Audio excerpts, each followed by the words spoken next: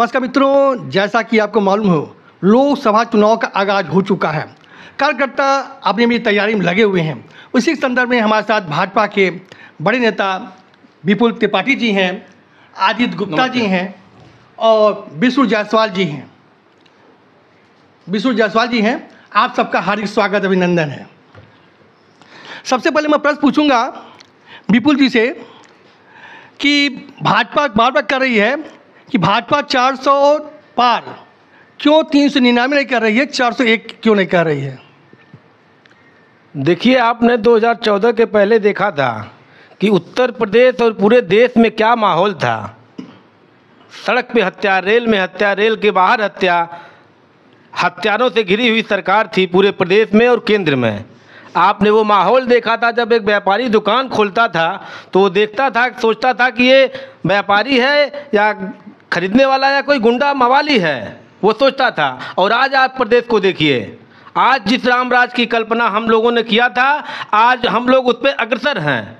आप याद करिए 2014 के पहले किस तरह से हिंदू अलग अलग जातियों में होकर के बांटने का काम पूर्ववर्ती सरकारें करती थी। और आज देखिए, आज कहीं जात पात की बात होती है, कहीं भेदभाव की बात होती है। आज जहां जात पात की बात होती है वहां सबसे पहले हम लोग बताते हैं कि आज कोई जाति नहीं रह गई। जाति केवल है तो नौजवानों की, जाति केवल है तो महिलाओं की, जाति केवल है तो किसानों की, जाति कोई है तो केवल और केवल सबकी एक जाति है। कोई जाति पात से ऊपर उठ करके आज हमारी पार्टी काम कर रही है।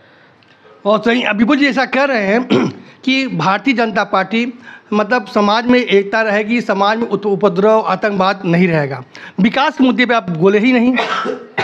देखिए, विकास हमारा सबसे पहला एजेंडा था। आपको याद होगा कि जब उत्तर प्रदेश में, मैं नाम नहीं लेना चाहता हूं, उत्तर प्रदेश में पूर्ति सरकारों को आपने देखा था कि किस तरह से जनता के गाढ़े कमाई का दुरुपयोग सफाई में होता था, कि अमेरिका में कटता था।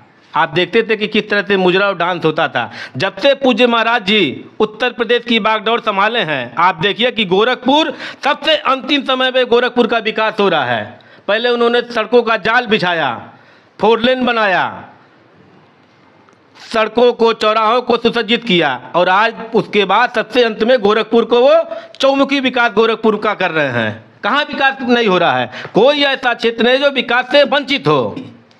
अब मैं आदित्य गुप्ता जी से पूछना चाहूँगा कि जैसा आपने विपुल जी कह रहे हैं कि विकास हो रहा है और धर्म को भी साथ लेके चला जाएगा, तो क्या हिंदू धर्म ही धर्म है, दूसरे धर्म के लोग नहीं हैं? जी नमस्ते। हिंदू धर्म नहीं है, हिंदू एक जीवन जीने की शैली है, पद्धति है। दूसरी चीज़ ये मैं कहना चाह रहा हूँ, आपने पूछा क्या धर्म के बिना विकास नहीं हो पाएगा। धर्म और विकास दोनों ही एक दूसरे के पूरक हैं। धर्म हमारी पहचान है और विकास हमारे पहचान को और सुदृढ़ करने का कार्य करती है। अभी विपुल जी ने कहा कि अब जैसे पिछली जो राजनीतिक पार्टियां थीं वो जाति धर्म में बांटती थी, जैसे हिंदू मुस्लिम सिख ईसाई तो कहते भाई भाई, लेकिन कभी किसी ने नहीं कहा कि ब्राह्मण क्षत्रिय शूद्र वैश्य आपस में भाई भाई। क्या भाजपा आएगी इस पर जो बिखराव है उसको एकजुट कर पाएगी? देखिए, जो विपक्षी पार्टियां या सरकारें जो भी रही हैं वह हिंदू मुस्लिम सिख ईसाई तो करती ही थी, लेकिन वो वास्तव में उनका लक्ष्य था हिंदुओं को आपस में बांट देना।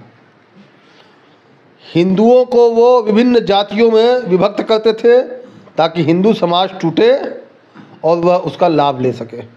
अब मैं विष्णु जी से पूछूंगा कि भारतीय जनता पार्टी क्या 400 गज पालेगी? 101% 400 पार करेगी हमारी पार्टी, क्योंकि हमारी पार्टी सबका साथ और सबका विकास के हिसाब से काम करती है।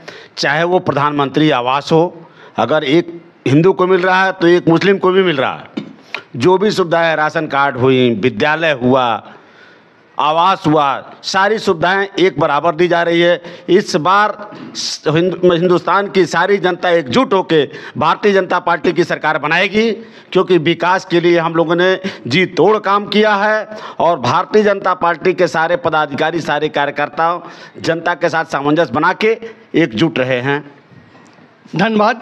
ये थे विपुल जी, आदित्य जी और विष्णु जायसवाल जी। आपने गोरखपुर के महानगर और जिले के पदाधिकारी रहे हैं और आपने खुल की भी अपनी बात रखी, बेबाकी से बात रखी कि भारतीय जनता पार्टी आना क्यों जरूरी है। क्योंकि भारतीय जनता पार्टी आएगी तो प्रदेश नहीं देश दंगा मुक्त रहेगा और सबका साथ सबका विकास काम होगा। धन्यवाद। मैं रमस्ताना, गोरखपुर से।